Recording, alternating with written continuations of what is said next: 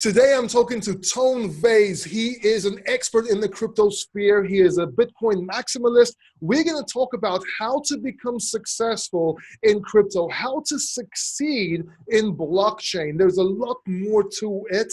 Tone, thank you for doing this. We really appreciate it.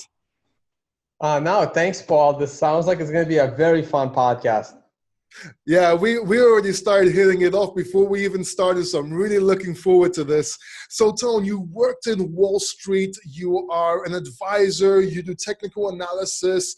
What drove you? What made Tone Vays Tone Vays? Wow. I don't even know how to make it short. The thing is, I I don't even know if I'm successful yet. It's still debatable. I can tell you how I got here, and it's not really up to me to decide if I'm successful. There's also, we have to talk about what is success. To many people, success is financial, but I wasn't financially motivated when I came into the crypto space coming out of Wall Street. And right now, the thing that I'm mostly known for is trading and price predictions. Yet I am too busy to trade on my own advice. And a lot of people, have a problem with this. And I have multiple answers to combat the trolls. And one of those answers is, if all I cared about was money, I would have stayed on Wall Street and worked my way up the food chain, because I quit a $150,000 a year job. And for 2 years, I made no income. Even like my family was like giving me a hard time saying, what are you going to do? Why are you making these YouTube videos? How are you going to make money? And my answer was, I don't know, but my popularity is growing so quickly. Yeah. There has to be a monetization way at some point later on. I don't know what it is yet, but I will figure it out. I have to figure it out, because you don't just become insanely popular over a couple of years span and not have the ability to monetize. And also, you got to be kind of smart. I had a plan when I was coming into crypto to I merged all of my education and knowledge, right? I started out as a teacher. Back in university, I started out as one of my jobs was a tutor. Another job was a driver. I had 3 jobs while I was while I was an undergrad. I was a tutor. I was a driver. Like at night, there was like one of these like safety vans thing, so that single girls or like a group Right. of 2 girls don't walk across campus alone at night. So there were like these like free service from the university. So I was a driver. That was a job. And I was a referee for sports because I was a pretty good athlete. I played a lot of sports, and I'm like, hey, here's a way to make money. So I had 3 jobs. I only had 2 of the jobs at the same time, but those were my 3 jobs in undergrad. So when I came out of college, I was a teacher. So I was very good at explaining stuff, but there was no money there. So I got a master's degree in financial engineering, and I went out and started working on Wall Street. Good money there. I still got to use my skills as an educator, because my job was working with developers, even though I was not a very good developer. But I was good at communicating with developers, and I understood development enough. And if I was more motivated to be a coder, I could have been a coder. I knew how to code. I just didn't like it. But my interest at the time when I was working on Wall Street, and we were building risk models, but my interest was trading. So I'd always study trading, and I would be trading on my own time with my own money. So those were my interests. And when the Bitcoin world came along, I said, hey, how do I utilize everything that I have learned in my 30 years, or more, I was over 30 at the time. How do I put everything that I've learned throughout my life and put it into something I enjoy? And that's when I started speaking and writing articles. And the irony is, I was a math and science major because I would fail English in high school, and I was like terrible at English. I think to this day I've read about 3 novels in my life. Like reading and writing was something that like it was like an allergy. Like I don't want to read and I don't want to write. And then all of a sudden I'm writing articles in the Bitcoin space because I am writing about something I enjoy. And I went in there and I did a couple of things right. I wanted to brand myself. So I was coming into the space in 2013, and I'm like, I want to be known. It's such a small space. Like, you're coming into a small space.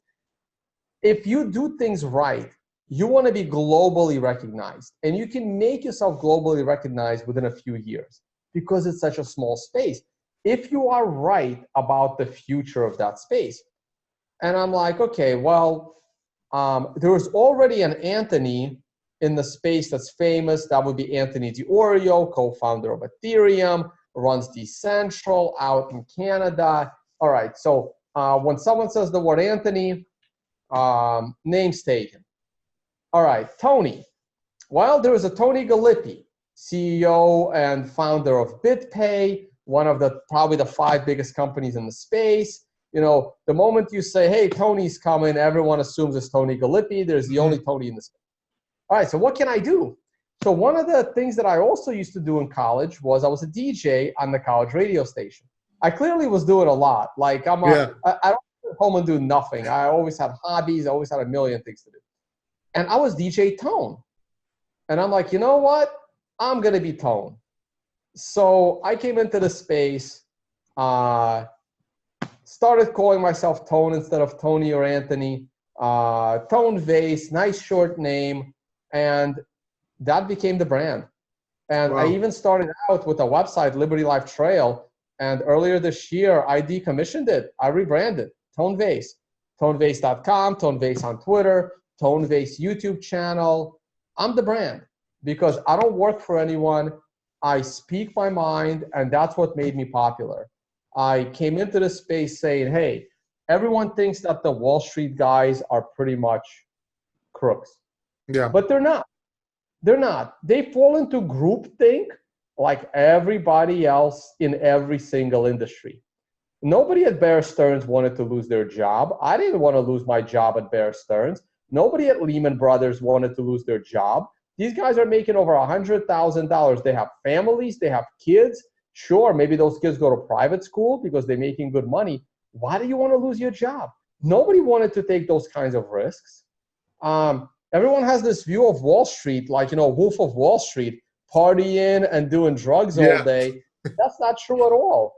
Like in my 9 years on Wall Street, in my circles, I never saw a single person do drugs. It only took about 3 weeks in the crypto space. Like, it's just a complete misconception.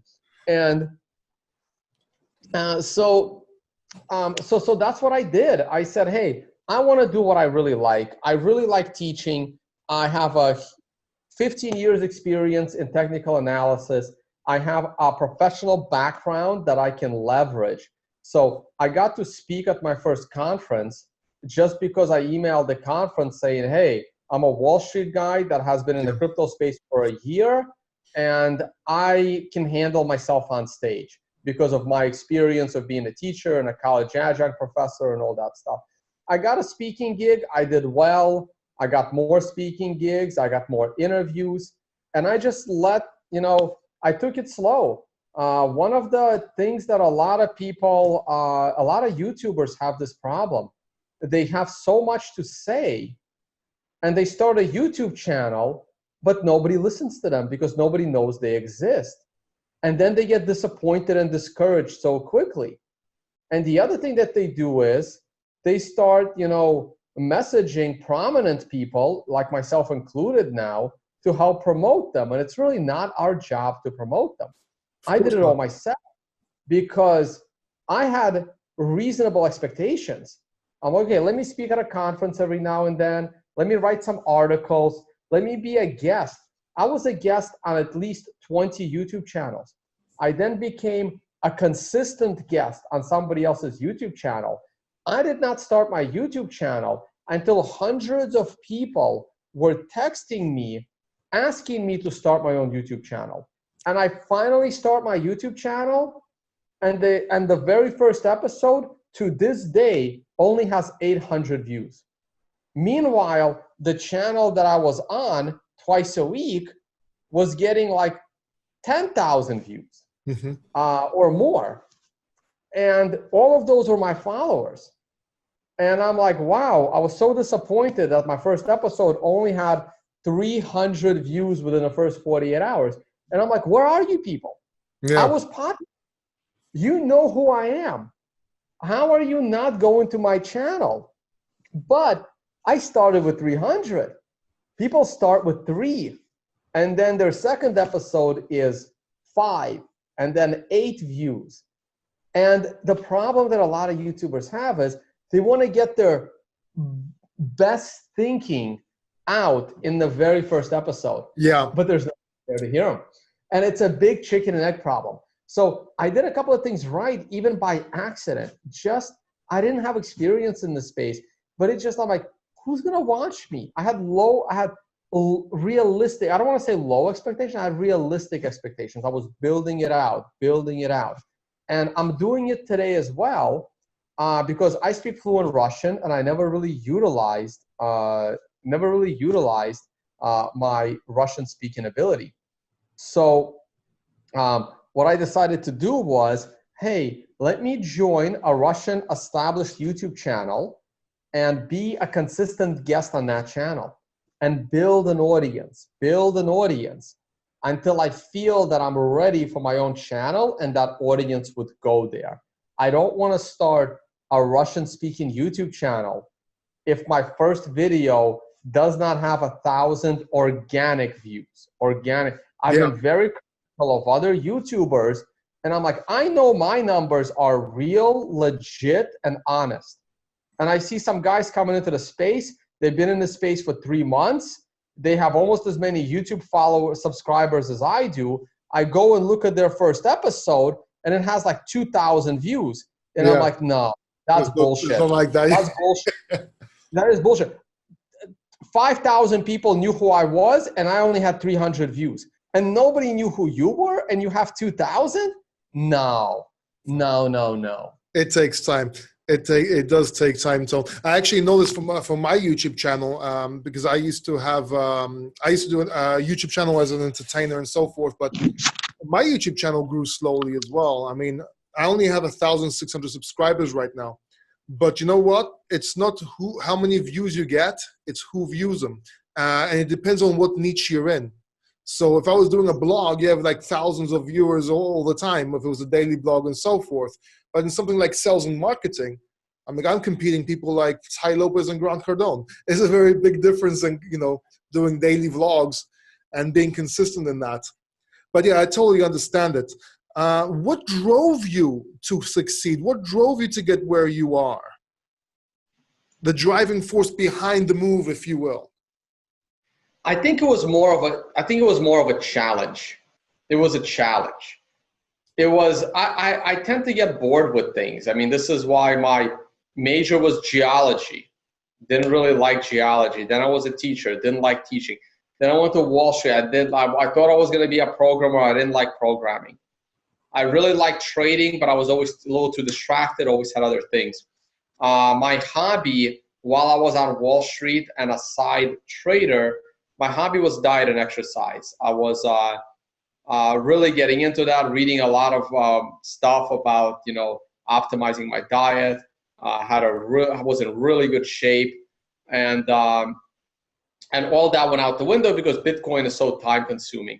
And it's the challenge of it all. And right now, I feel like the Bitcoin space needs me and my content. And I bring something different to the space. I think the crypto space is full of scammers. Whether they know they're scammers or they will find out that they're scammers is debatable. If they know that they're scamming, but the space is so full of scammers. Yeah. And as long as I feel that the crypto space needs me and my content, that's what keeps me motivated.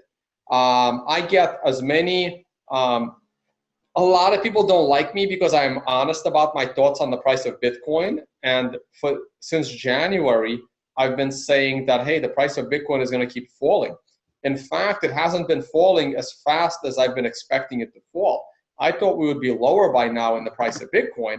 And so many people are telling me that it's my fault that the Bitcoin price is falling. If only I was more positive about it, right? And it's like ridiculous. So sometimes I get motivated by the trolls. Sometimes I get, annoyed and discouraged by the trolls. Like, why the hell am I doing this? Like, I don't have to do this. I can always just quit and start trading my own money, other people's money. It doesn't matter. But the more people tell you you can't or shouldn't do something, the more I want to prove them wrong and do it. Yeah. So that's one of my biggest motivations. And as long as I feel that the crypto space needs me to do this content, I will keep doing it. Eventually, that's going to end. And my brain is already thinking, I know I'm going to get tired of it, right?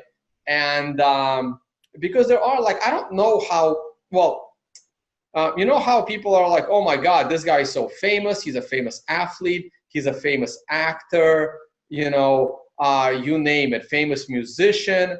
Why would you throw your life away and do drugs? Why would you throw your life away and do something stupid? And you know what? You don't understand until you're there. And I'm not even close to there. I mean, we're talking, you pick, your run-of-the-mill athlete, not even the top athlete, right? You pick an average, athlete that people know. My popularity is maybe 5% of that. And I completely understand why these guys turn to drugs, why these guys turn to crazy lifestyles, because you just want to get away from, everybody messaging you, everybody wanting something stuff from you. Yeah. Right? And in my case, it's not so much family. My family was a family of immigrants. We didn't have any money. Me and my sister did okay. But my parents have always kind of struggled. I remember when I was going to junior high school to high school, I had 2 pairs of jeans, right? Didn't have any money. I didn't have my first car till I was a junior in college, and it was a 1980s car, right? And I was in college in the 99, right? My car was 12 years old. It was barely going down the street, and I loved it, right? Because I finally had a car. Didn't have any money. I grew up broke, grew up poor. And but my family did okay, and I don't have a big family. So my family has no clue what I do, by the way. Not a single member of my family has never watched a single one of my videos from start to finish. Not one. And I've done probably over 500 videos. It's funny. It's funny because I wrote 2 books. My girlfriend hasn't read either, and she's in them. I think my dad read one of my books. So that's some of these things are really, really amazing. But I understand people are busy, right? But going back to that concept of I completely understand why famous people end up overdosing on drugs, because they want to just find a way to be outside of checking their cell phone. I've seen it, man. I've worked with artists. I was a video director. I was I don't like talking about myself so much. I was in the celebrity zone, and I was also an MC for a while. And I've worked as a manager and as a consultant with a lot of artists. As a matter of fact, I'm consulting a major artist right now, international, and I've seen it happen. I've actually seen it happen, and it's interesting. And as for the books we were saying, it's funny. The people that have actually read my books, they're people that are already successful, even though the book is how to become successful. And the people that read the sales book I wrote are people that are already top closers, not people that need it. It's funny. And this is where I wanted to ask you. You seem to have a lot of knowledge in marketing, branding, and so forth, but yet you didn't like to read. I would like to ask you where you get that, how you learned that, And also, if you can come forward a little bit, because I think the sunlight is.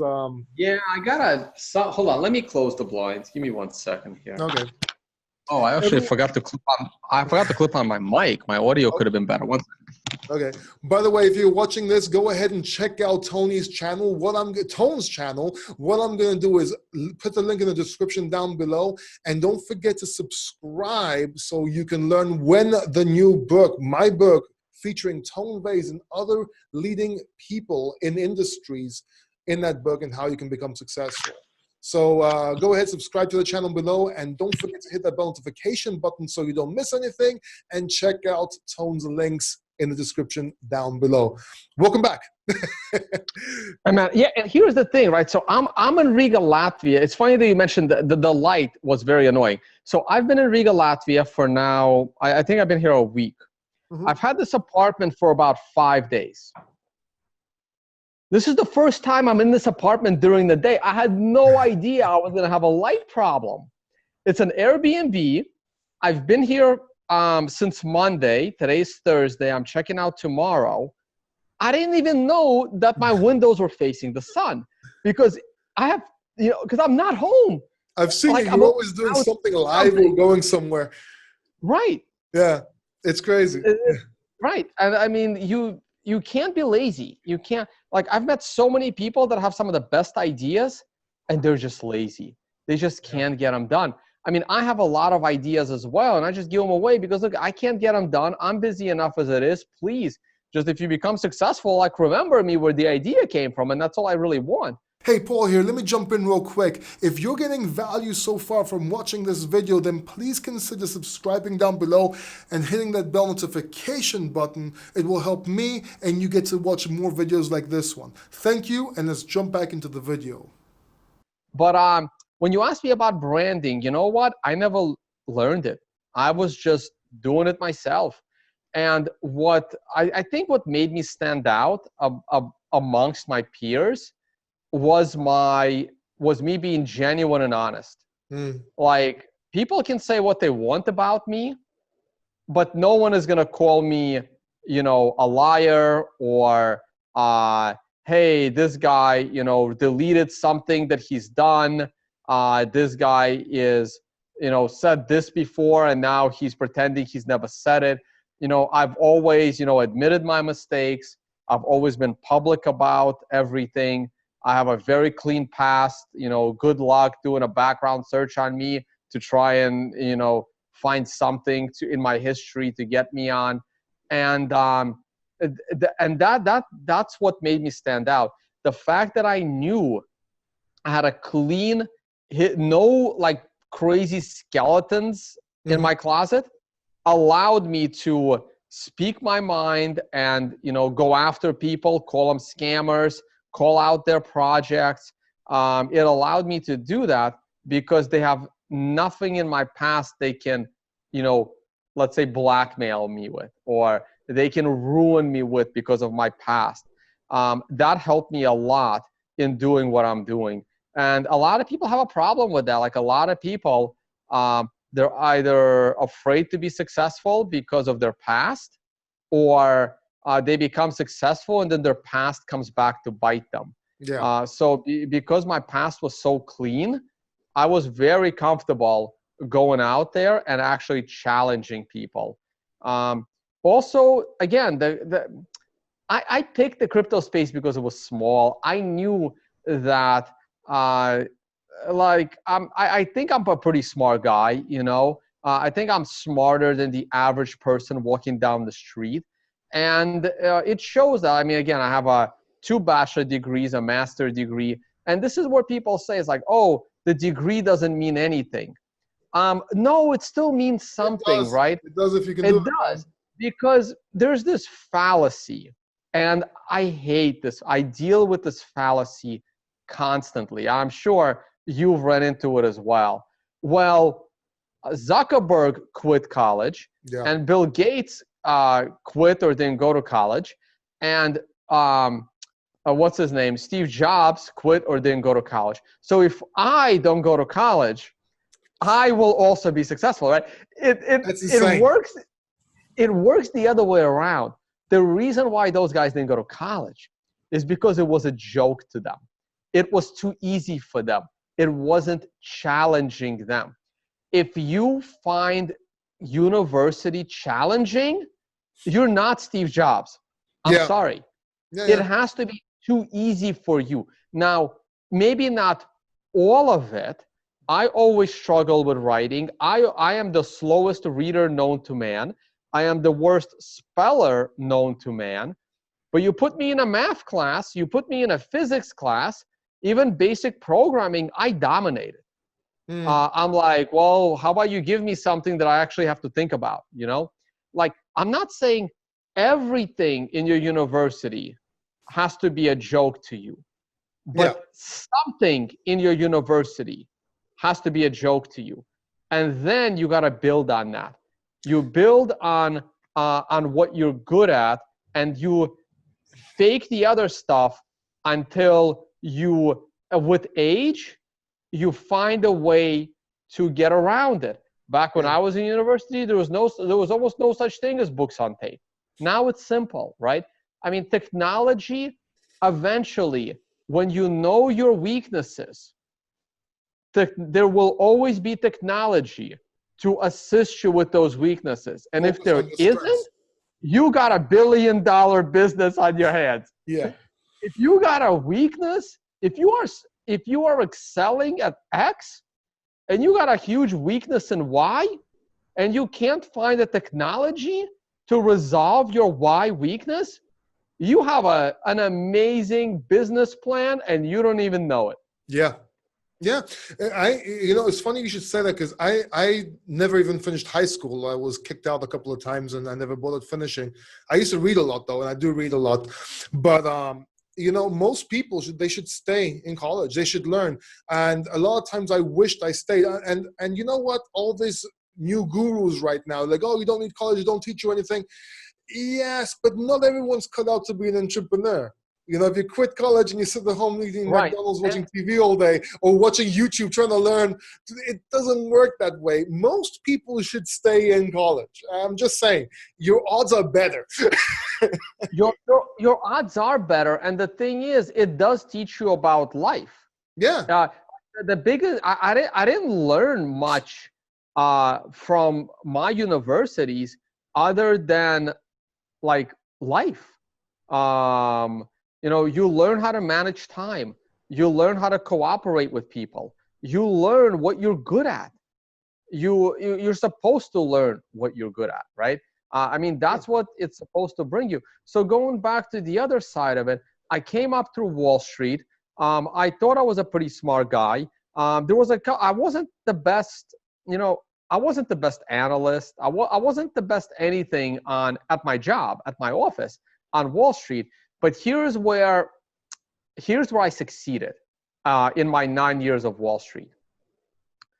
I was responsible. I was punctual. I was at work on time. I stayed late when I needed to stay late. I never made the same mistake twice. And this is important. And I've been a manager as well. Like, anyone can make mistakes. There are mistakes that cost millions of dollars, in which case it's time to let you go, right? Yeah. But 90% of mistakes are not that big a deal. But the thing is, even if the mistake is a not big deal mistake, but it's a silly, stupid mistake, and then you make it again 3 months later, if I'm your boss, that's a fireable offense. Yeah. Like, if you just did the same stupid thing you did a month ago, that's bad. You can make any other mistake, but not the same mistake. So I was excellent at not repeating my mistakes. I was always available. Like, there were a bunch of people for my boss, and he knew I was the most dependable. Maybe not the smartest, maybe not the one that's going to get it done, but I'm the one he can text on Saturday, and I'm the first one to reply. Nice. So you over-delivered, if you will. Let me ask you something, Tone. They say, on that note, they say you need to fail in order to succeed. How do you handle failure? I don't think you need to fail in order to succeed. Mm-hmm. I really don't. At least not fail completely.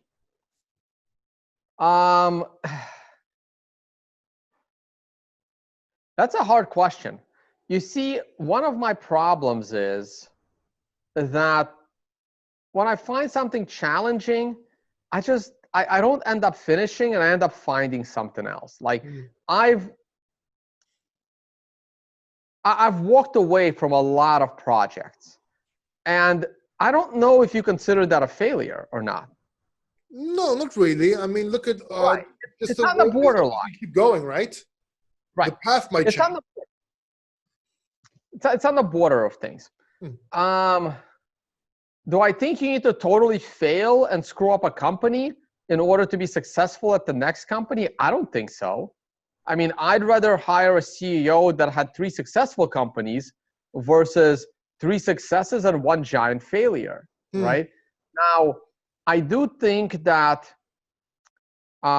small failures are necessary, small ones.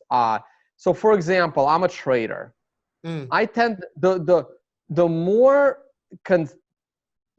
successful trades I have in a row, the more cocky I get and the more dangerous my trades become. And it's really important that if you're one of these people that gains confidence from successes, that you occasionally have a small failed trade. Because otherwise, one of these trades, if you keep doing them right and you keep doubling down, it's going to wipe you out. And you don't want it to wipe you out. Now, if you're the kind of person that understands and doesn't increase with success, then it's not a problem. But if your personality that gains more and more confidence and takes on more and more risk with every success, then a small failure, but not a catastrophic failure, is absolutely necessary because it will make you rethink what you're doing and get you back into the right groove. So it really depends on the type of person you are.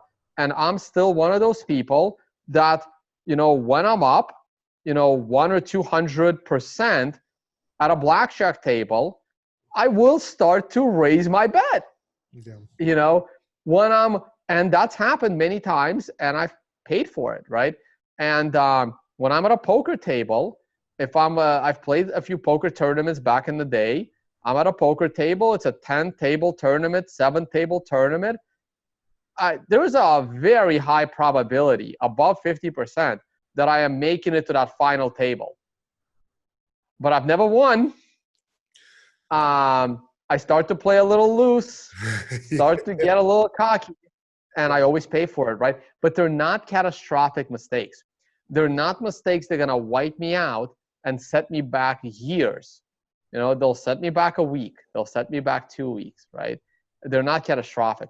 So it really depends on the person. And I don't believe that you have to fail to succeed. It really depends on what type of personality you have during the succeeding stage. There's also failure that you're not in control of. I mean, okay, you can argue that I almost went bankrupt quite a few times in my life. You can argue I was in control of that. I was stupid, I admit that. But there was also, for example, cancer, where I had no control over that. All I could do was fight. And I did what I could do while I was fighting. I wrote 2 books. I started a YouTube channel while fighting cancer. This was 2 years ago, by the way. So I don't lose time when I come back. So there's also failures that you cannot control. I mean, I don't know, there's a war. And the thing is how you keep pushing through even though that happens. I don't consider those failures at all. I mean, things that are the black swan events that are outside of your control, I don't consider them a failure. It's whether, how did you weather that storm? For example, it's not a failure if your company was destroyed due to 9/11, Yeah. for example, in the US, right? Like, let's say you had an office at the World Trade Center, or you had something, or even as a trader, right? Sure, you might have taken on a little bit of risk. It all becomes of how quickly did you recover? How quickly did you get back on your feet? And I don't consider those failures. Things that are completely outside of your control. I mean, I've invested in a company that went belly up, and I've invested in a couple of companies that went belly up, and I don't consider those failures. I consider those lessons as to why I need to stick to what I know. And me being a VC, investing in companies is not what I should be doing. And I'll never invest in another company again, because I learned my lessons. Yeah. And that's not me. I'm not hands-on enough. I have too much things going on. I also, there are mistakes that you make. In early 2014, when I've already been a Bitcoiner for a year, instead of putting more money into Bitcoin, I decided to diversify and open a physical business in New York City that had a storefront. And I learned my lesson, and I will never open another physical business again. Never open up a nightclub again in my life, even though it went well for a while. I'll never open up a nightclub again in my life, even though it went well for a while. Right? Now you can say that, hey, my only experience in opening a physical location business was a failure, but it was a valuable lesson for the next 60 years of my life, assuming I live to 90, as to I should not do that again. Yeah.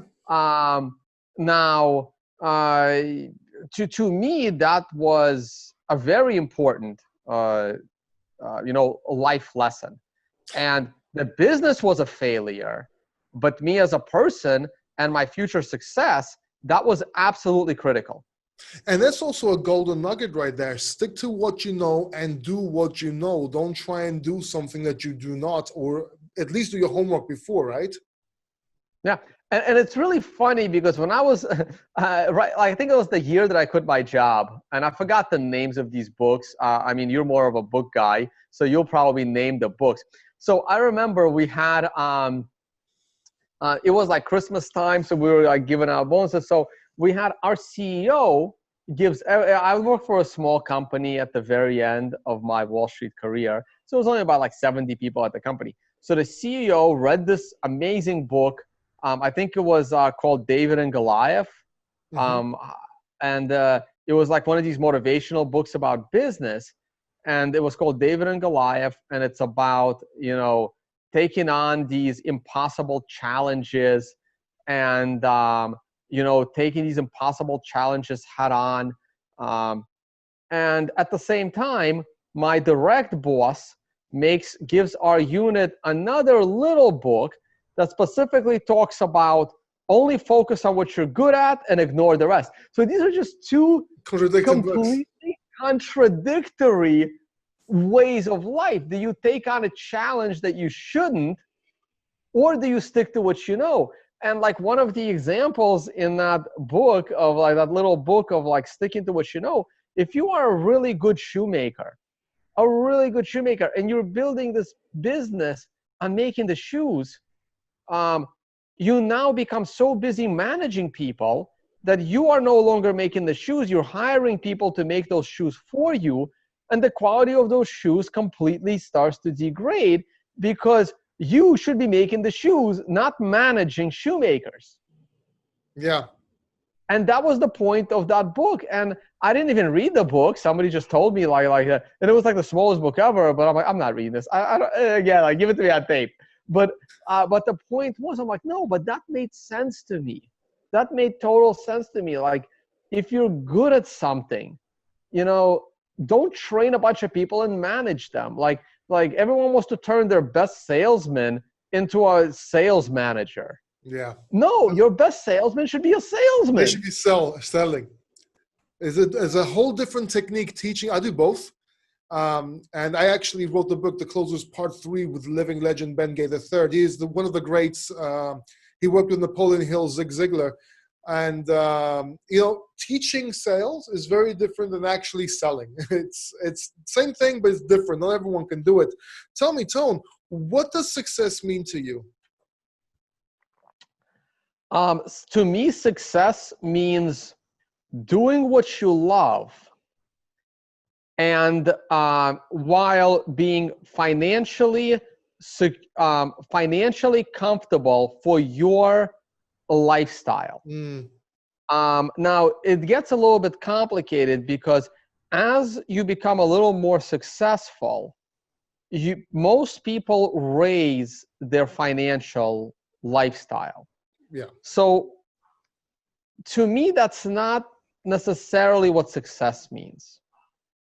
To me, success means doing something you love, and to me, that means making your own schedule. As much as I complain about being unreasonably busy and not having any free time, I wouldn't trade this for the world. Like, I would never go back to having a boss. Yeah. I will never go back to showing up at an office. So to me, success means freedom, but with a financial component. Like, I'm not going to start bullshitting now, right? Yeah. Money matters, right? Money matters. But to me personally, Lambo money doesn't matter. Yeah. In fact, the majority of the money I'm making, it just like goes into Bitcoin cold storage. I don't see it. I don't know it's there. It's just there. When I figure out what to do with that money, I will, right? But I have not greatly improved my lifestyle in the last few years. And I want to keep it that way. I still fly coach most of the time. Maybe I'll start flying business. Maybe I'll start enjoying these comforts. But in the back of my mind, I'm always going to say, all right, I'm always fearful that the price of Bitcoin is going to crash. And I can't increase my standard of living where a crash in my market starts to affect me personally. As long as I have my freedom, and that's important to me. It's a freedom with enough money on reserve for me to once again start fresh at no income for 2 years, right? Because that's what I did. I quit my job, I made no income for 2 years, and I managed to survive. It got really hard at the very end because during that time, not only were my business investments failing, the price of Bitcoin was crashing 90%. And at the very end, I really was thinking, holy shit, this is really bad. I think I was down, like when I started this whole thing, when I quit my job, I had a nice savings. I had a 3-part plan. I had, all of it failed, by the way. Like it was, so as I'm quitting my job, I think I had about, I don't know, maybe $80,000 to $100,000 saved. I invested, I don't know, between like about 50,000 in a physical business. And I think I still had about still about 100,000 on reserve. And because I had a good paying job, I had a $150,000 job. I was living modestly. I was saving my money. And I also invested in some Bitcoin businesses. I ended up losing a decent chunk of my Bitcoin. And I picked up a job in the crypto space with a company that was going to pay me, approximately, I don't know, $80,000 salary. So about half of what I used to make. Well, the job with that company didn't work out because of the bear market. And it also felt like a job. Like I didn't want that. The business that I invested in did not work out at all. In fact, I had to put more money into it to try to keep it alive. The price of Bitcoin crashed, so my Bitcoin savings were going to crap. And none of it worked out. And I was building out the YouTube channel. I was building out the brand. At least that wasn't costing me anything other than time. And it went this way for about 2 years. And towards the end, I think I was down to like, the price of Bitcoin was down to $250. I don't want to give away how much money I had in crypto because people can like backtrack that. But I think I was down to under $100,000 to my life. Wow. And that may sound a lot to people, but when you've been making $150,000 salary a year, Exactly. and you're sitting with less than, I was down to less than 100,000, right? And some of it is in crypto, which I'm not going to touch because I'm like, oh my God, it has to go up. This is the future. Like, I can't sell all my crypto now. I was down to, it was getting a little nervous because I had a mortgage, I had a car, I was living in New York, not exactly a cheap place. Like a lot of people probably think it's a lot of money, but it's not. I was like, shit, should I get a job? Because I spent my last 10 years having backup plans on top of backup plans on top of backup plans. And all of them failed. Well, sort of, right? But Tone, you're lucky you had that trader's mindset of risk management, because you know what? I feel you completely. My biggest mistakes every single time was my lifestyle went way up. Higher than what it has to. And I remember one of my mentors telling me, you have to live below your means. And this is something I recently learned, just recently, like maybe the last 2 years, 2.5 years, maybe. And I'm still trying to learn, but I'm doing better at it. But lifestyle, people, Lambo, why Lambo? Put that money in Bitcoin, put that money in something else, gold, I don't care. But really, Lambo? I wouldn't buy a Lambo now, no way. But I'm just saying, if you're going to buy a Lambo, you have to at least have, 5-10 million euros or something like that. You have to be able to support it. That's what I think. Right. And I think growing up, being poor, gave me, and some people grow up poor, and then a lot of athletes have this problem. They grow up poor, and then when they fall into money, they go to the other extreme. I grew up with money, so I can't get the same argument. I was pretty well off. I'm not going to be one of those people from rags to riches. And so I did go bankrupt. I did have cancer. I did lose everything a couple of times. But I'll be honest, I was spoiled. And if I had what I wanted, I couldn't do what I wanted. But so it was a nice balance. But I came from a pretty decent family. I think growing up and being raised by my parents to live below your means played a huge role in where I am today. Huge role. Yeah. Because if I went above my means at the bull market of Bitcoin at the top of 2013, I probably wouldn't be here today. Because that bear market was bad. That bear market was bad. Worse than the one now? Obviously. Yeah, it was worse. The price of Bitcoin went from 1,200 to 150. It fell over 90%. We're only down 70%. Well, not for us are diversified. Yeah.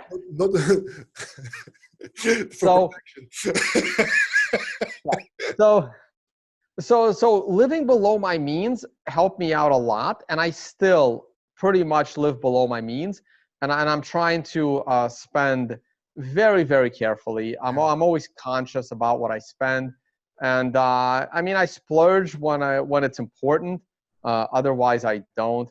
And so that did help a lot. Now, I was also trading. I did quit my job, and here's the thing: I quit my job to be a trader. This Bitcoin thing, this YouTube thing was just a little side fun thing. I quit my job because I always wanted to be a trader. Now, why did I want to be a trader? Because I didn't want to have a boss. I wanted to travel the world. I had this dream that, hey, if I'm trading, I can just sit on a lounge chair on a beach in Thailand and sit there and trade. In reality, that's not reality, right? If you're a trader, you're sitting in front of your computer with 3 monitors, right? Not sleeping, not eating, stressed out of your mind. You have a dream of being a trader and the reality of being a trader, right? Now, at least in the beginning, right? The big ones are from right. So the reality of being a trader, now I did make some money trading, but I wasn't having fun. Like it was fun not having a boss. It was fun, and I was still waking up early. It was fun not having a boss. It was fun not to commute to work. I don't want to go off on I go off on a tangent. If I forget, ask me about what the lesson that the guy whose job I took taught me of when to quit your job. And it's a really, really great story. I gotta tell him. I don't even know if he knows that I still remember it to this day, and it's been over 10 years. It's been like almost 15 years now. But trading gave me what I wanted, as in no boss, having the freedom, doing whatever you want, but it wasn't all that much fun. So I found a lot more fun doing YouTube and traveling to conferences and meeting people and hanging out with people and speaking. And I monetized that by teaching other people how to be traders, because trading for me isn't going anywhere. You know, eventually I'm going to have a nice, boring life with a couple of kids, you know, and a wife at home. And maybe then I'll go back to trading. But for now, I got what I wanted: traveling the world, enjoying life, meeting people, not having a boss. And I can do it without the stress of trading. And so that is success. That is success, Tom. So go back to that one, right? So I got this job after I got my master's degree in financial engineering. I didn't have any experience. I didn't have any Wall Street experience. So I couldn't get a job on Wall Street. This was 2005. So I went back to, you know, making money based on what I mean, I moved out of my house at 17. I went away to university. So I've been working since I was 14 or 13. I remember my first job was washing dishes and mopping up an ice cream store. You know, like that was my first job. I was 13 years old. It was actually illegal to work at the time. Yeah. You had to be like 16 or 15. I forgot what it was. But I was like way below age. So they were paying me $4 an hour. Like, and I was happy to have it. So I've been working since I was 13. And nothing's changed when I went over to college at 17. And so once I left grad school, came back to New York, I did my grad school in Florida. Didn't have a job, so I went back to teaching. I found a couple of, universities, like a couple of colleges that were very remedial. They catered to high school dropouts and stuff. So again, wasn't the best students I was teaching. And but I was teaching. And as I was teaching, I took the initiative. I went to the chair of the computer science department, and I knew what skills I was missing to get a job on Wall Street. I was missing database skills. I was missing Excel skills. I was missing some additional programming skills. So I asked the chair of the computer science department, I'm like, hey, can I teach SQL 101 next year? And I showed him my background. I'm like, I know some C++, but can you let me teach SQL 101? And he said, sure. And then I go home, I grab the textbook, and I realize, hey, I don't even know what SQL stands for. Like, I know nothing about SQL. Nothing. It's a structured query language, right? Like, I know nothing about database. I've never used Access. I've never done anything, right? And the class starts in 2 weeks. Oh, well, you know, I'm teaching high school dropouts here. How hard can it be? You open the textbook, you know, it only took me like, in 2 days, I learned a chapter and I got to teach it. You know, it's not a big deal, right? So I started teaching classes that I needed to learn. And within 6 months, boom, I got my job on Wall Street because I had that skill set. I got lucky at the interview. That's what happens often. Like often you get the job because like you can show up at an interview and they can ask you questions you know nothing about. And then you can show up at an interview and all the stars align and every question from the bosses that think is complicated, they're easy for you because it happens to be something that you know. Yeah. And that happened to me. Like they happened to ask me questions that were so in my wheelhouse that I rocked that interview.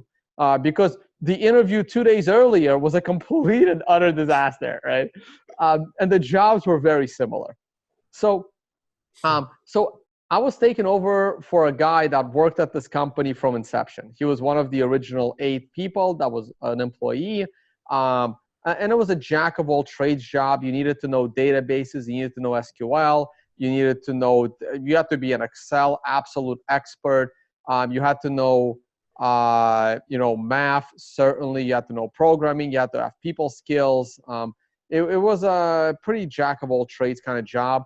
You're the middleman between financial analysts and developers that program tools for those financial analysts. So you need to understand both sides. You need to understand the finance. You need to understand the code. You need to test the code for finance and vice versa. You need to test the finance for coding bugs. So it was a jack of all trades job with a lot of database in the middle for data validation stuff. So, and the guy's been there. He was making a great salary. He was living in Times Square or walking distance from it. The job was in Midtown by Grand Central. It's about a 20-minute walk maybe from 42nd down to from 49 down to 44th and a couple of avenues across. So I was happy. My starting salary I think was like $65,000 or like 70,000, something like that. This was in 2007. And he was quitting. My guess is he was making close to 200. And that's why they didn't even hire me. They hired me and another guy, exactly the same as me, two of us, to replace one person. And it wasn't clear whether we're in competition and one of us is going to be fired at the end of the year, or is the team going to grow. And I excelled over the other person, and I became his manager like a year and a half later. So again, it's about your motivation and challenges. And I asked him the question. I'm like, hey, why are you quit? I was so grateful to get this job because I was like an adjunct teacher making like 35,000 in New York. And all of a sudden I'm more than doubling my salary. And I finally because once you have that first Wall Street job, the world is different, right? I was so freaking happy, but I couldn't help it. So the guy was like training us on what he does because he's quitting and he's not even sure what he's going to do next. And I'm like so happy. And I'm like 26, 27 at the time. I'm not a little kid either at that point, but it's my first job in this space. And I asked him straight up, I'm like, why are you quitting? You're making amazing money. You're living in Times Square. You're going to move back to Canada, which is where he's from. He never went to graduate school. He's like, yeah, maybe I'll go to graduate school. Maybe I'll do something. Like, no idea what to do. And I'm like, why are you quitting? And he had like the most amazing answer that I still remember to this day. When your commute to work becomes more enjoyable than work, it's time to quit. I'm going to write that down. That is hilarious. Now, in his case, the commute was a walk through the park, right? In my case, I wasn't living in Manhattan. I was living in Staten Island. It was usually like a ferry ride or a bus ride. And I would either sleep or listen to a podcast or do some music or I usually read blogs. And when that commute, like the crappy bus-ridden commute, became more enjoyable than my time at work, I knew it was time to go. That's awesome, man. That is awesome. That's good advice right there, too, for anybody listening, by the way. That is so true. And by the way, I'll share a funny Forex story with you later on because I was in Forex for a while. I didn't know what I was doing, but I was a sales manager. So here's the next question. Do you think anyone can succeed in life? Of course.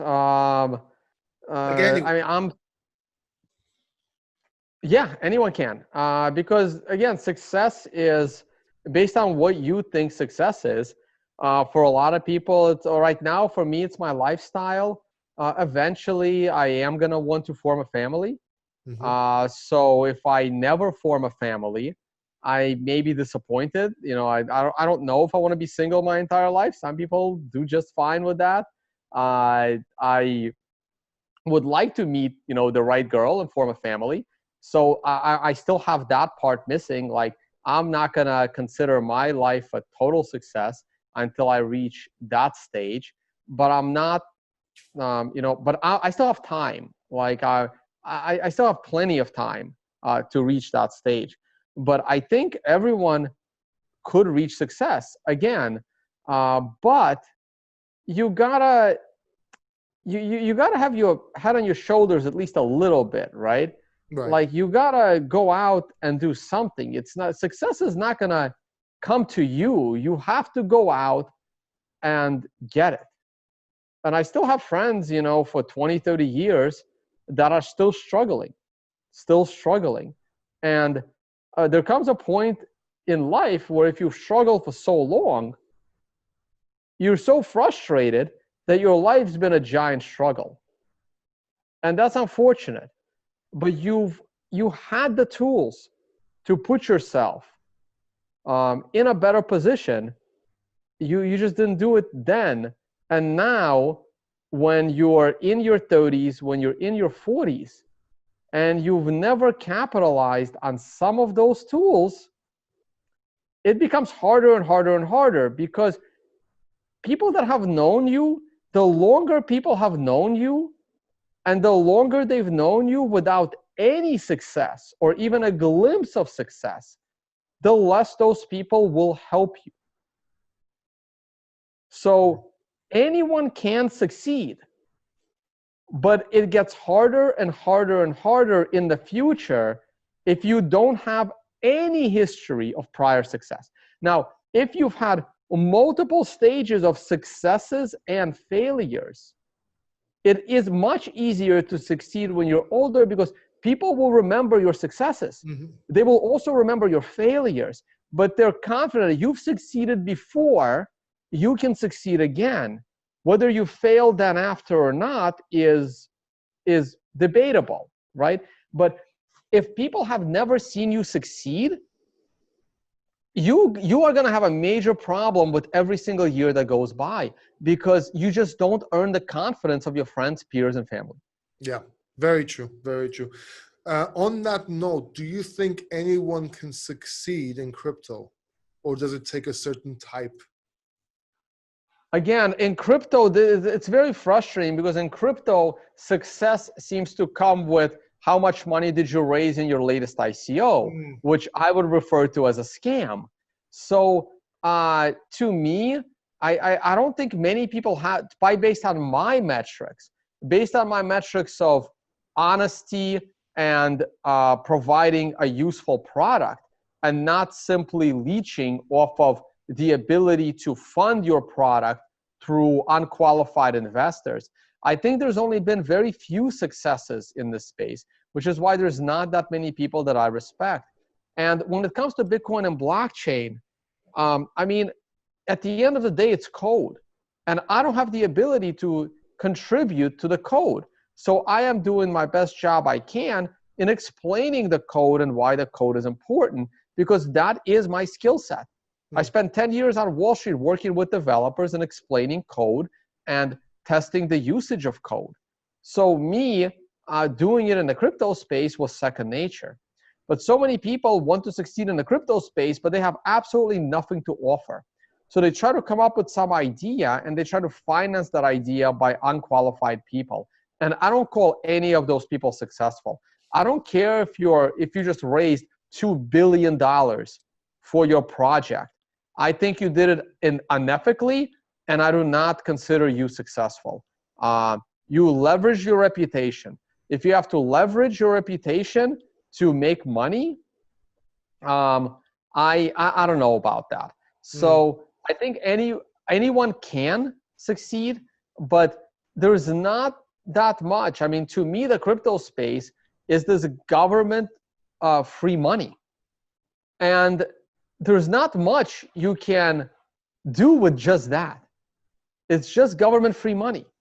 Now, I don't want to solicit that money from people. In fact, I've recently removed all of my donation addresses, because I'm at a point where, like, I don't want to sound cocky.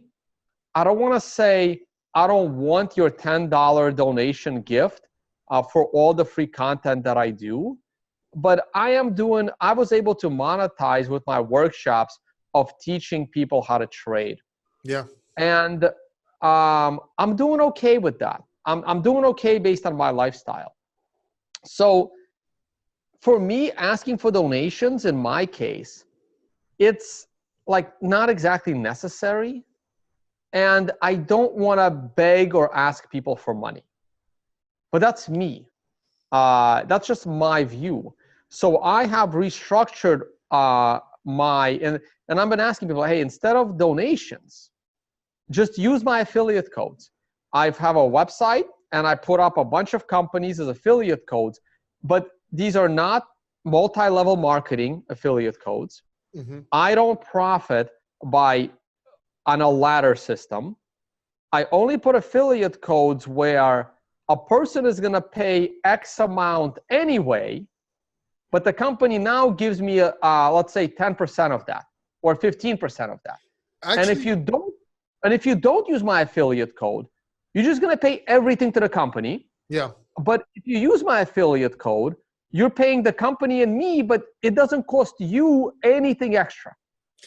As a matter of fact, I actually heard your live show and you mentioned Cryptomatic, the watch.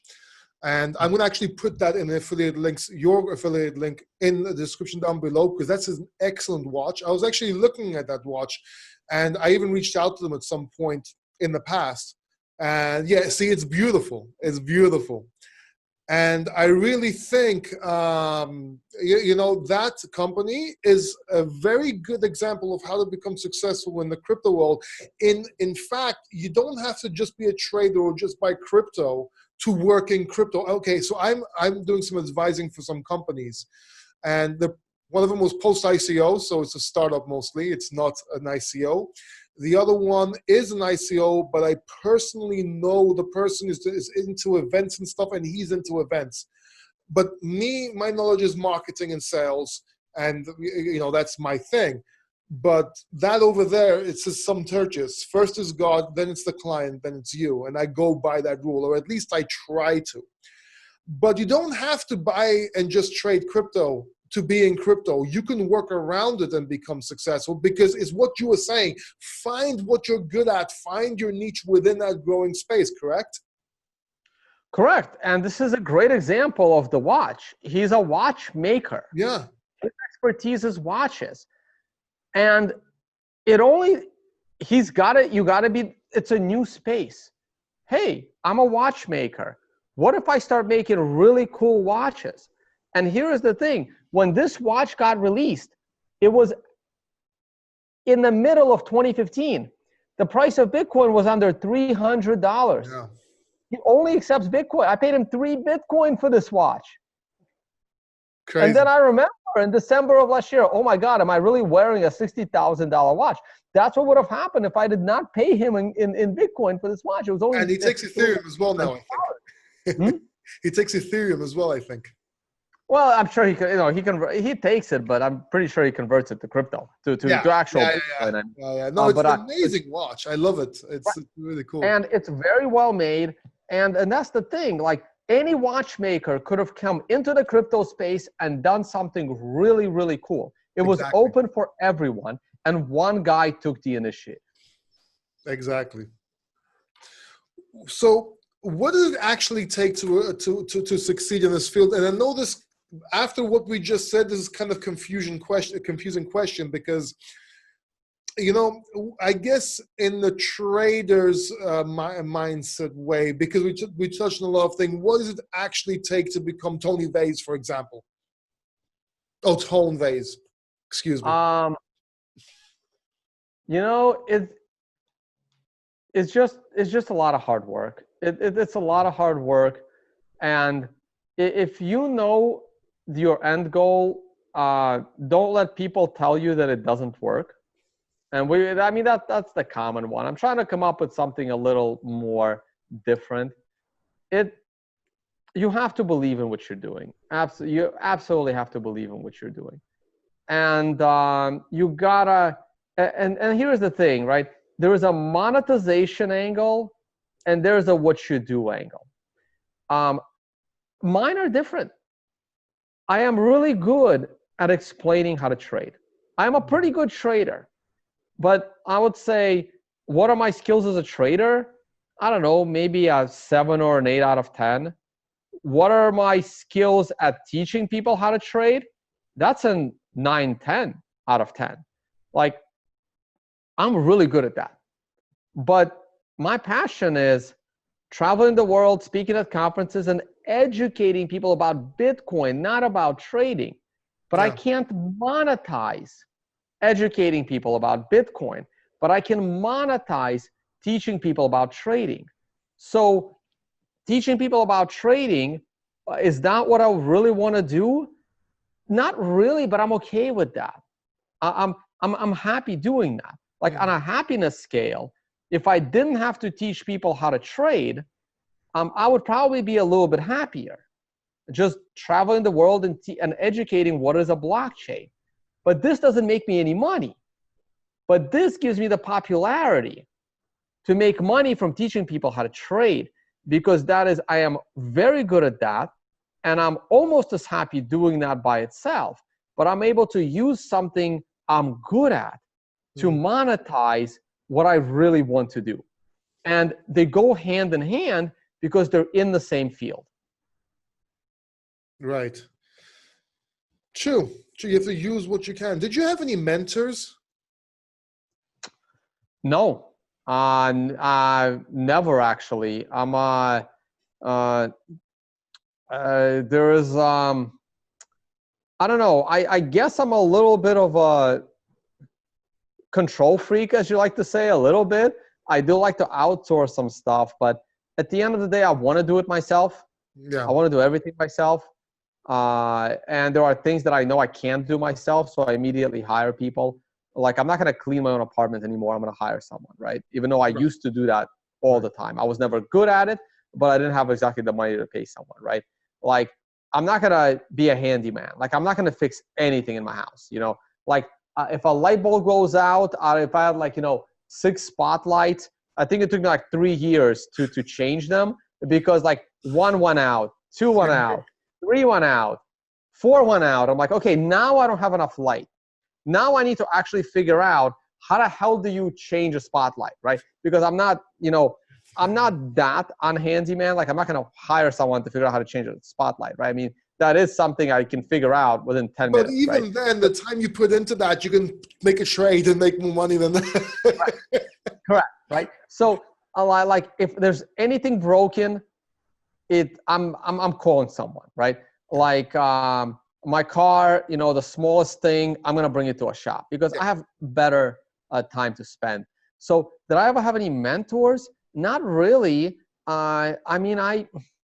Again, it's going back to this thing of not making the same thing twice. The trading course that I teach, I took one of these courses myself in the early 2000s, and it opened, my mind to the world of technical analysis and trading. And I didn't have any mentors there. I sat in a room of 100 people learning this stuff, but it fascinated me, and I just studied it on my own. And so I've never really had any mentors, and this is the thing that almost like I find weird, because I thought I was a successful teacher. I just didn't like it.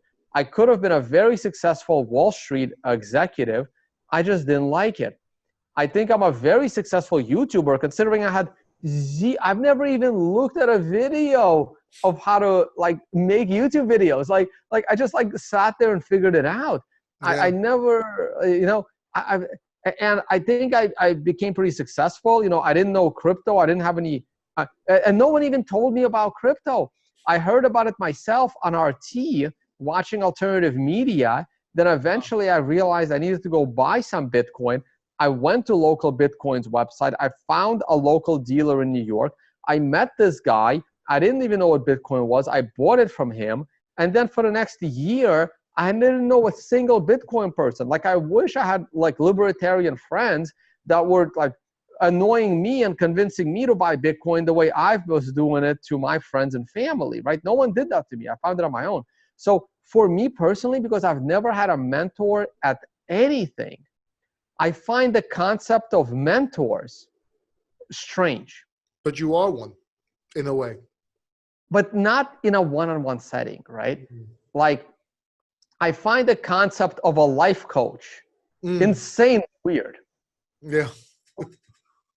I don't get it. Like, I mean, I guess you can pay me for me to tell you what to do with your life, but I don't really want to be your like deity, right? Like the whole concept of this mentorship program, like, sure, if you're like maybe 15, maybe 16, but I've never even had that at a young age. Like, I've never had a mentor. Like, you can go back to like the earliest ages. It was like I had a family. It's like, well, if you can't do it, you're just not smart enough. Just go and do it yourself, you know? Like, and again, I grew up in Russia. Like, in America, it's like, oh, you're dyslexic, you know, it's not you, it's a mental disability. It was like when I grew up, and I was terrible at Russian also. Like, that was my first language. It's not like I was failing reading and writing in America because English was my second language. I was failing Russian when it was my first language also, right? Like, but there was no such thing as a disability, right? It's like, oh, there's no concept of a disability. It's like, oh, your kid is reading your kid is in 8th grade and is reading at a 3rd grade level. He's just an idiot. You know, it's, I mean, that was basically this is basically how I grew up. It was like, you got to find a solution. And you know what the solution for me was? Through high school, I used to pay someone to do my book reports, right? Like, you find a solution around the problem until technology resolves the problem for you. And you're capable of leveraging that technology because you were successful and you have some financial resources from the things you were actually good at. So this whole concept of mentors, I mean, my mentorship is universal. A guy who's a millionaire should have the same access to my information as a guy that only has $10,000. Now, I would recommend to the guy with $10,000, don't trade, and the guy with $1 million, go ahead and trade. I want them to have the same access to information. Now, when it comes to paying me for my consulting time, I don't want to take $1,000 an hour, which is approximately my rate. It's 0.1 Bitcoin per hour. And I almost stopped doing that because I don't find them. By the way, I stopped doing one-on-one consulting. My manager is actually very angry at me for that because I feel that spending an hour on a one-on-one consulting call only benefits one person. And I don't want to benefit one person. I want to benefit the maximum amount of people. So, like, one of the reasons why we're on this interview for so long is because I know this interview will be heard by a lot of people. If this was a one-on-one phone call and you're the only beneficiary of this information, I don't want to give it to you for $3,000 because it's not why I'm here. I'm here for the maximum amount of people to hear me, not to profit from a person. And the less money that person has, the more information that person, the more useful this information is to him, and the less I want to take his money because I'd rather have him use that money for food, right? So this is one of the reasons why I don't really do one-on-one consulting anymore, but I will do corporate consulting where they can get a bunch of people in a conference room. And this is also why people keep always coming up to me and pitching their proprietary solutions. Hey, why are you streaming on YouTube? Why don't you come stream with us? And it's a subscription service and you can make so much money. You can have, 5,000 people paying you $100 per video. And I say, really? Only 5,000? I have 30,000 on YouTube. Match that. Show me, give me another outlet that gives me better numbers than YouTube, and I'm happily going to go there because it's not about profiting from the small amount of people. It's about providing the maximum amount of information to the maximum amount of people. That is beautiful. And I'm gonna make these fast questions because I want to get a little bit into crypto with you. Because why would I be talking to you and not get into crypto and Bitcoin? It would be insane, right? So real quick, do you have any habits and morning rituals? I used to, but again, this is another thing. I don't really have much of an outlet. Like a lot of people like to do yoga. Some people like to meditate. I heard meditation is really good. I've never really crossed my mind. So my morning rituals, I'm trying to exercise again. Like I used to be very heavily into exercise. So now I'm trying to wake up in the morning and before I shower, do something. Just push-ups and crunches. If I'm in a hotel room, or if I'm in a hotel room that has a gym, I'll do push-ups, crunches, and pull-ups. If I'm at home, I have a pull-up bar. If you don't have a pull-up bar, just push-ups and crunches. So that's not enjoyable, to be honest with you. Like going to the gym was never enjoyable for me. I did it because I had to. And even I started working out again recently when I was home during the summer. It was a CrossFit kind of workout. I was starting to look really good, but I wasn't happy. I'm like, God damn it. All right, when is this thing over? Like it was hard, but I wasn't happy doing that. I did it because I was looking further ahead. I want to look good. I want to feel good, but I'm not happy doing this stuff. So I do that. And that's about it. My morning ritual these days is because I'm a popular content creator. Is basically I'm in bed the first hour after I wake up now, just going through my messages, like all of the messages that I missed overnight. So that has now become a morning ritual. It's not a very enjoyable one. Even before Blockfolio? Yeah. So no, I don't have it. And it's always been like, moving around when I can go to the gym in the morning. But no real morning rituals. I will say that lately in the last year or so, I am enjoying going to like saunas and like Russian bathhouses because your phone's in the locker and you're almost forced to relax.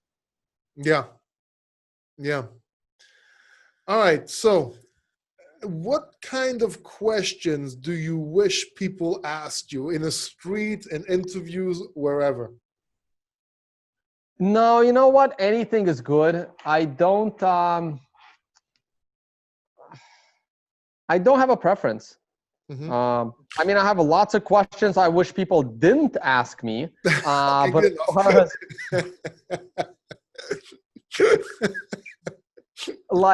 I really wish people didn't ask me to promote them on my social media or YouTube channels. Not to promote even their like events, right? Or even events that I'm speaking at. It's not my job to promote your event, guys. I already agreed to speak there. Exactly. I got my own stuff to do, right? I don't want to promote other people. I don't want to promote their projects. I'm not a VC. I'm not going to invest in your project. Now, you can say, hey, Tone, I heard you say something bad about my project. I don't think you understand it, and give me a very quick overview of it. But coming up to me saying, you've built a better blockchain than Bitcoin, knowing full well that I believe that is impossible, you have to know. It's insulting. Not to do that, right? And like a lot of LinkedIn messages are like funny because if you are in the crypto space, you know that I am like probably a top 100 person in crypto between influence and between popularity and between speaking ability. And I'm a very good public speaker. And I'm a top 100 person. And then you get these connections like, hey, Tone, I see we have a lot of people in common and we seem to be in the same industry. Maybe it's good that we talked. And I'm like, if you don't know who I am, we're not in the same industry. Right? I'm sorry. If you are in the crypto industry, you can hate me, you can disagree with me, but you have to know who I am. You have to know what I'm about at this point. It's really so those kinds of things always like fascinate me. Here's a question that just came up because, and I made a note of it, and this might actually help some people get a better perspective and also understand something. What made you say yes to this interview or what we're doing now? Because we never really met or talked with each other before, as most people may assume. What made you say yes? So I hope I that's a didn't good bring. question. I don't want to. I don't want to give away a reason for more people to use this. Okay. But you connected with me directly, right? I'm not going to say which medium, right? Yeah. So most people email, and when people email, they have to go through my manager. Mm-hmm. So they don't go directly through me. Mm-hmm. When you go directly through me, the problem becomes, as you learned, my days are completely random. So if you really want to do an interview with me, you have to be flexible, very flexible. And you were, and I appreciate that. And yeah, so that's, let me, you know what? You actually got me with a question I don't want to answer for That's publicly. fine. I'm That's more fine. than I happy to talk understand. to you about it privately because I'm going to open up a whole can of worms if if I talk about this publicly. I didn't know it was possible to stop me at a question, but this is definitely it. You know what? In hindsight, I don't want people to know what how I got the interview either. let's keep the. Okay, so let's ask you this: where do you think crypto and Bitcoin is going? Oh boy. Honestly, I think that crypto eventually will realize that there is only Bitcoin, right? So I think that all of these altcoins, all of these ICOs are going to zero. Not all at the same time, Mm-hmm. not immediately, but over time, they're going to trend towards zero. I think Bitcoin is going to slowly get more and more worldwide acceptance of legitimacy. I know already people are recognizing that Bitcoin isn't just a drug market currency, Yeah. right? It's good for everyone. Just like the very first cars weren't only good for bank robberies to get away from cops on horses, right? Like Exactly. eventually you realize that it's good for everyone. So, maybe not the environment is being endangered crowd, but which I make fun of sometimes. But so I think Bitcoin is getting a lot more legitimacy, and that comes with confidence. The only thing matters to a currency is confidence. The more confidence your currency has, the more valuable that currency is. The US dollar has a lot of confidence, and that's why it's the world reserve currency. There's nothing else, right? Now, part of that confidence of the US dollar comes with the military of the United States. It means no country can just come in and, take over our land, right? So confidence there are multiple things here. People think that the US government is the most corrupt government. In reality, it's one of the least compared to most third world countries, right? So it's just confidence. And Bitcoin is now 10 years old. There's confidence there, right? Mm-hmm. And in 5 years from now, it'll have more confidence, assuming it earned that confidence. So I think as confidence in Bitcoin grows, more people will use it, more people will save in it, and the value of one Bitcoin will continue to go up. I have lots of confidence in the underlying development of Bitcoin. Mm-hmm. Within 1 to 2 years, I expect it to scale. I expect it to have a lot more transactions per second. I expect those transactions to be fast and cheap and more anonymous to give people, more security that their payments aren't being spied on. And that's where I see it going. And with the confidence and with the better technology comes an increase in price. Now, short term, speculators are kings.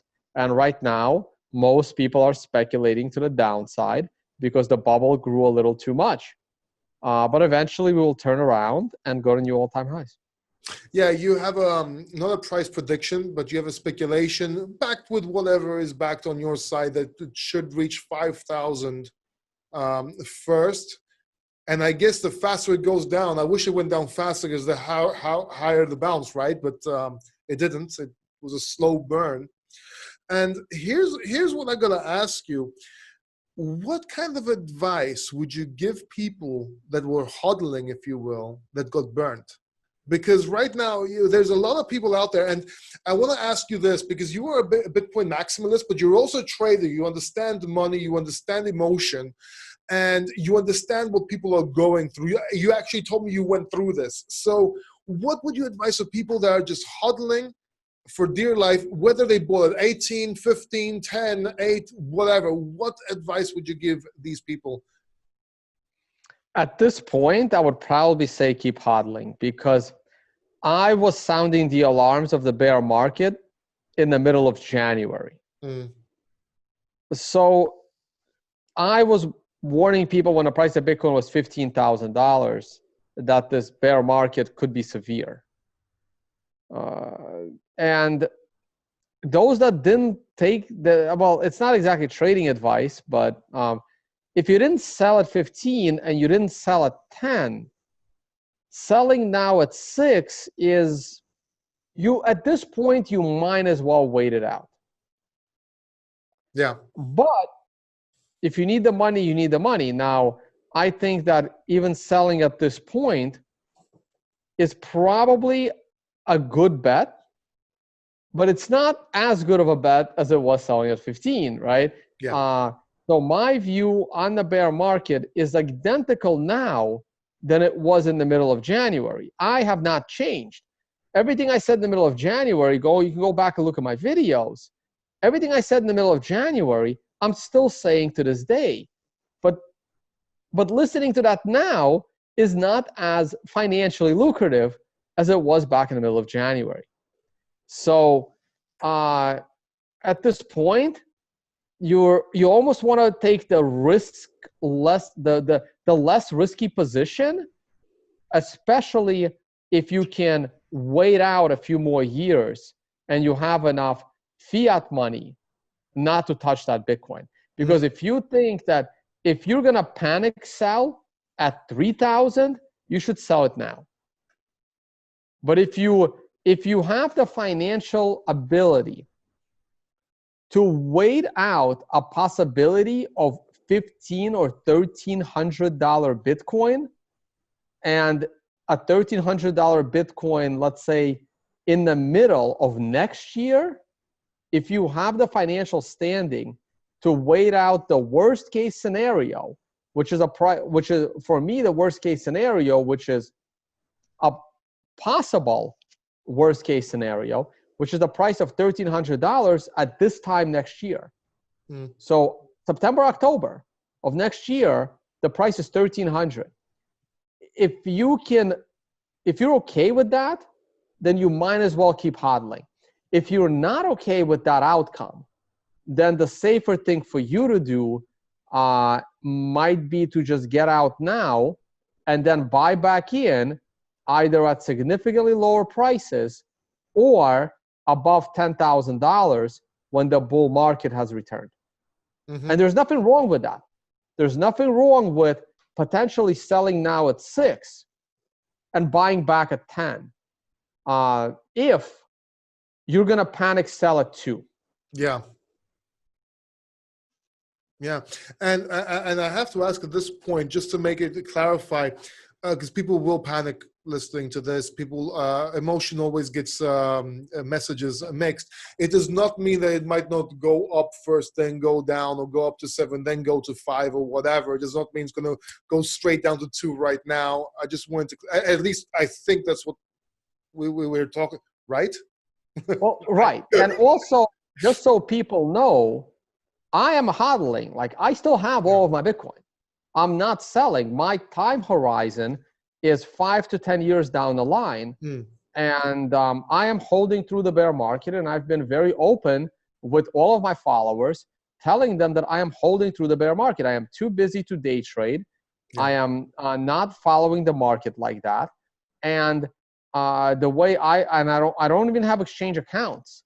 So it's not even easy for me to liquidate my Bitcoin. It's and I have a different time horizon. So I'm okay with that. I have my lifestyle allows me to keep doing what I'm doing at a price of Bitcoin of $1,300. And I charge 0.1 Bitcoin for my workshops. So as the price is falling, I also earn less fiat money. I earn the same amount of Bitcoin, but less money in fiat. So I will be earning less money as well. Like, I am committed to the Bitcoin ecosystem. And when it suffers, I suffer. When it does well, I do well. That is actually a very good point. I never thought of that, actually. 0.1 is 0.1, no matter what price it goes to. So this 1,300 that you just came up with, just curiosity, do you think this is a possibility in, let's say, I don't know, June, and this is all speculation, Tone, when Mt. Gox people that get their Bitcoin back, which bought at $16, would want to profit no matter what the price is? Is that what you're basing it off, or? No, not at all. The amount of Bitcoin that the Mt. Gox people will get is going to be trivial compared to how much Bitcoin they lost. A lot of these people are already Bitcoin holders. I can't see them selling that Bitcoin once they get it. And I think most of them are going to get it in US dollars anyway. So if anything, once they get those dollars, they're going to just turn them right back into Bitcoin. So if anything, the Mt. Gox return of the value, I think a lot of that value is going to be returned in US dollar based, and it will be converted into Bitcoin. So if anything, that's going to help drive the price of Bitcoin up. No, I base that strictly on technical analysis. My fundamental analysis is not news events. I am fully aware of the underlying development of Bitcoin, and that development has always been strong. To me, fundamental analysis is how strong is your company, right? Let's talk about companies, right? You have fundamental analysis of stocks. You have a company that you think is undervalued. You have a company that you think is overvalued. And you have a company that you think is pure nonsense that no one should even trade because you think they're fraudulent and they can go to zero at any moment. To me, everything other than Bitcoin is in that third bucket. If it's not Bitcoin, it is basically a walking time bomb that can go to zero at any point in time, whether it's Ethereum, Litecoin, Monero, Ripple, like, it doesn't matter, right? To me, none of them are investment grade. And by investment, I mean any kind of hold for any substantial period of time.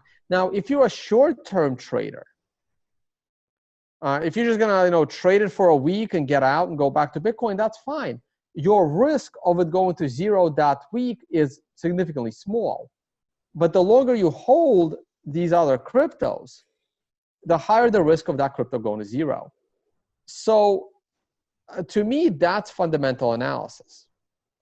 So, and Bitcoin is the only one that I'm willing to hold for more than a week.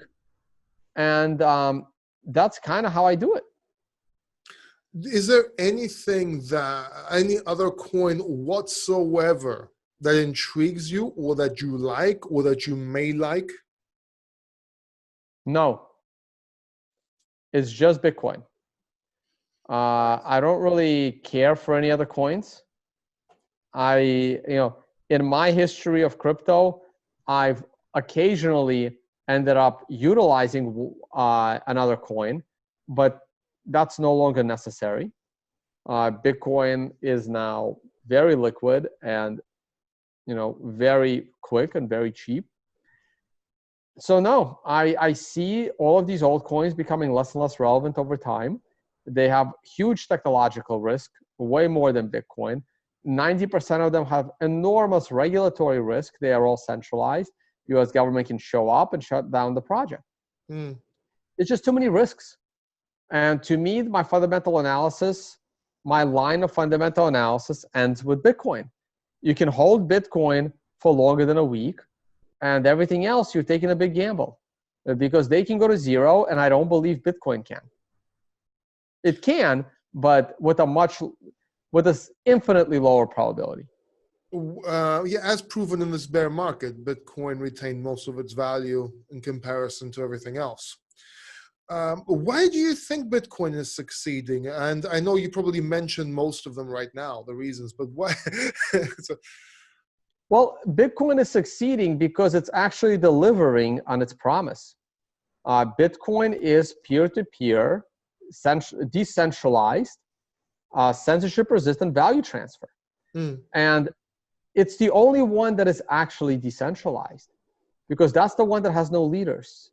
That's the one that has the most distributed mining.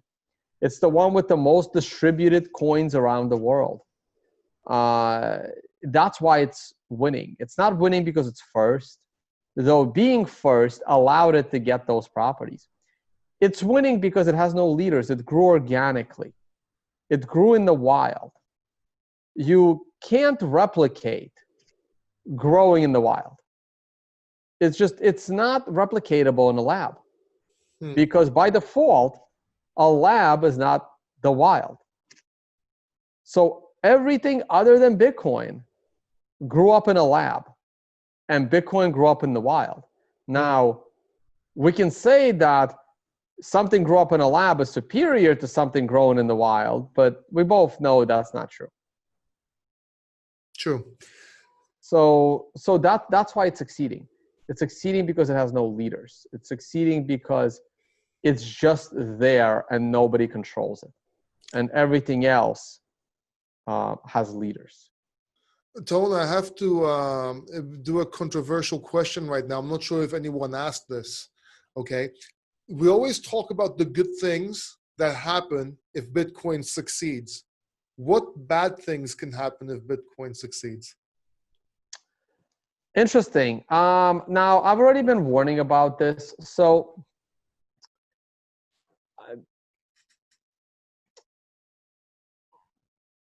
obviously, I'm assuming that Bitcoin is going to succeed with good privacy, right?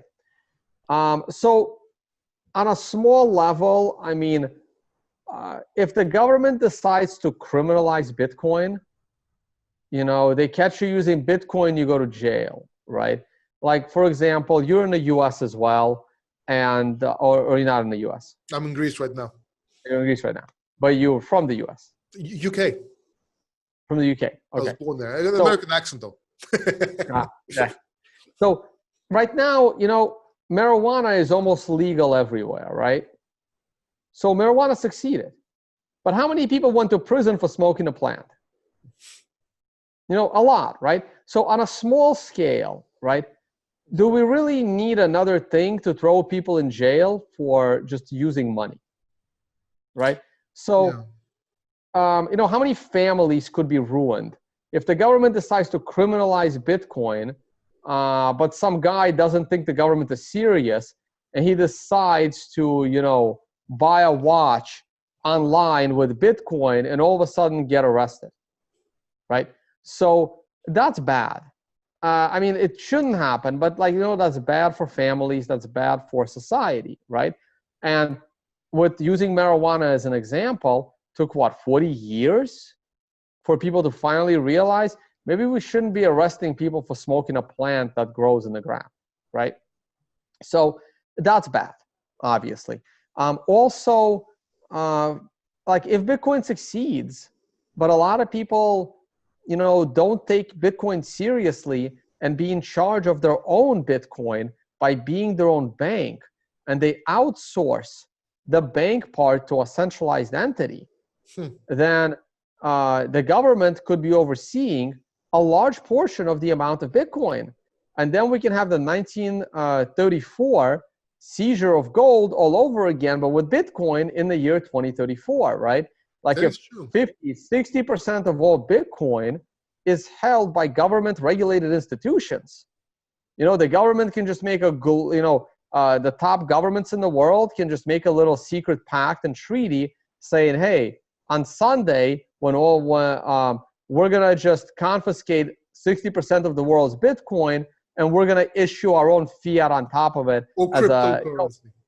Right. So it's, the 1934, reincarnated in 2034, right? And then we're back to the same old system. And then the Bitcoin actually solve anything.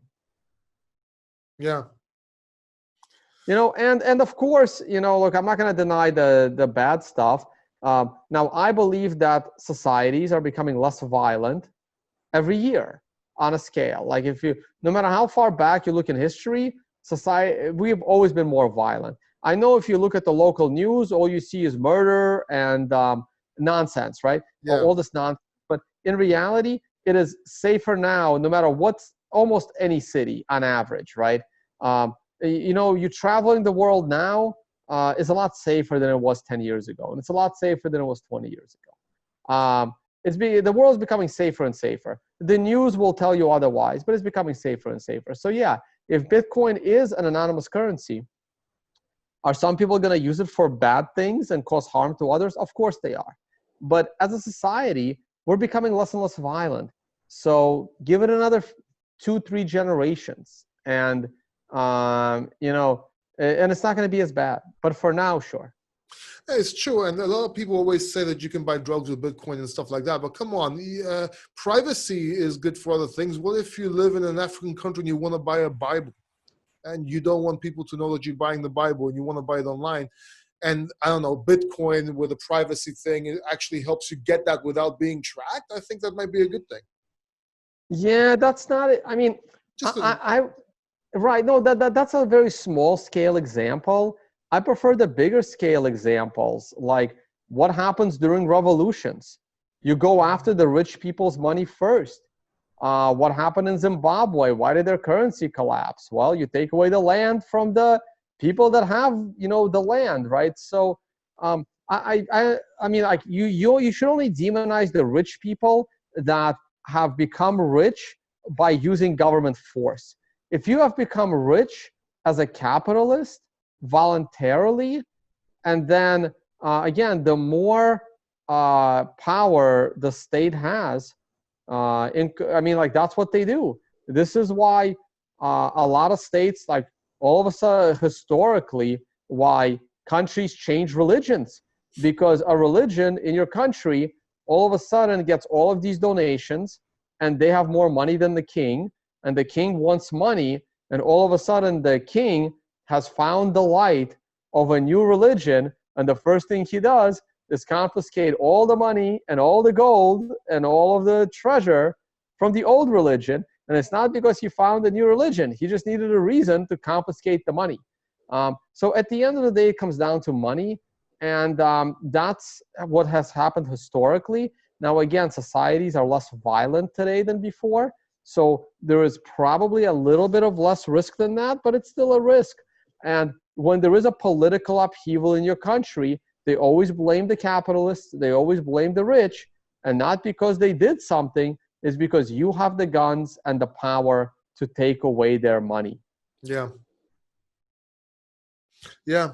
Tone, is there any advice, and I'm going to try and end this because I know you're tired and we have been talking for a long time, so is there any advice you would like to... No. I got another podcast that I know, just that's delayed. why I'm trying to finish this off. Starting at the top of the hour. So my being tired is no longer an option, and when you are going to reach the levels of people that you're interviewing.